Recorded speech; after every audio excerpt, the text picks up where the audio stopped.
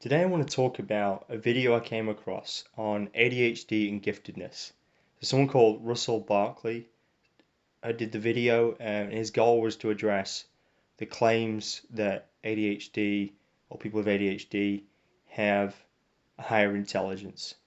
So I'm going to go through his conclusions and also my thoughts, and at the end I've got some exciting stuff to talk about which I think we all need to hear. So Russell started by speaking about some research surrounding ADHD and IQ. He pointed out that the average IQ of those with ADHD in comparison to neurotypicals was 9% lower. He did acknowledge, however, that some of that may actually be related to test taking in general, that the test taking may actually be a problem. And I absolutely think that this is the case. I know for me, if I really know a subject, I can share out all the answers, often know more than other people, right? But then when we actually get to taking the test, it takes me 2 times as long to do because switching between tasks and then losing focus.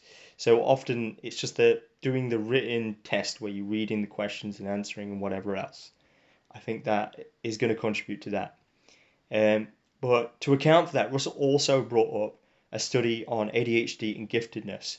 They studied those that have ADHD and are gifted, and also those that have ADHD and aren't gifted, as well as those that don't have ADHD and are gifted and not gifted.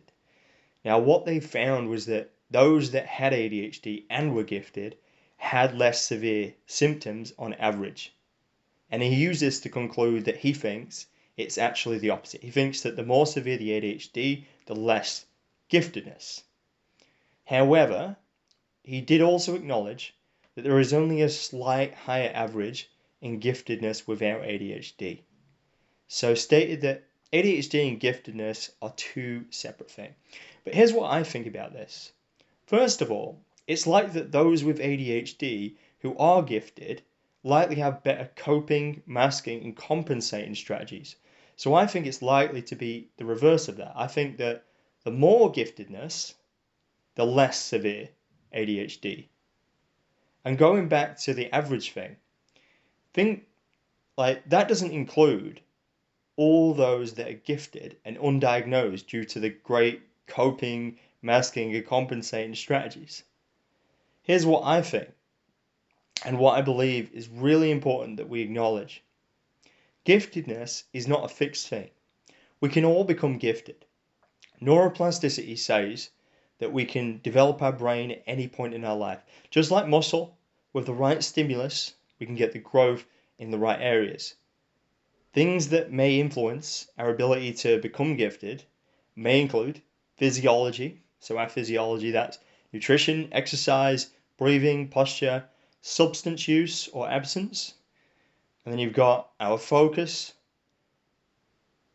on improvement or focusing on distraction, focusing on positive or focusing on negative, focusing on solution or focusing on problem. It might be our habits, our lifestyle habits, learning, organization, relationships, self-care, habits in every area of life, our environment, our workplace, the people we surround ourselves with, the groups that we join, our role models, who we look up to. They have an influence. Now, here's the thing. There are 6 ways that someone may become gifted. So there are the factors that can obviously determine giftedness, but then there's also paths to get there. So number 1, maybe they have some genetic trait. That's the one thing, but that's the thing that we can't control, right? So the thing, they may have a genetic trait. Here's the next thing. Upbringing. As parents, we can control that. We can focus on how we upbring our children, and that can obviously affect their giftedness. And then we've got influenced by a role model or a teacher. So we can find role models or good teachers and listen to them. We can become more gifted. Initial impact, that changes them. They become more gifted. They make different decisions in the future. And that comes to the next one, number 4, and that's the internal decision to pursue giftedness. And number 5, creation of habits, focuses, and gaining of new understandings. And number 6, environment, encouragement, and demand. We can make new decisions in our life They can put us in new environments. They can demand more of us, give us the support that we need, encouragement that we need to become more gifted, become more skilled, and ultimately make more of an impact on other people. We can do that. That is not a fixed thing. We can change that. We can set that. So the conclusion of this video, I think, is that anyone can become more gifted. You can learn to manage your emotions better, to gain more self-awareness. You can find better learning strategies and make new decisions in your life. Don't let ADHD be a barrier for you. Find ways to use it as a strength and to live your best life. I hope this helped someone today. Let me know your thoughts on this topic and what you'd like to see moving forward. Thank you for listening.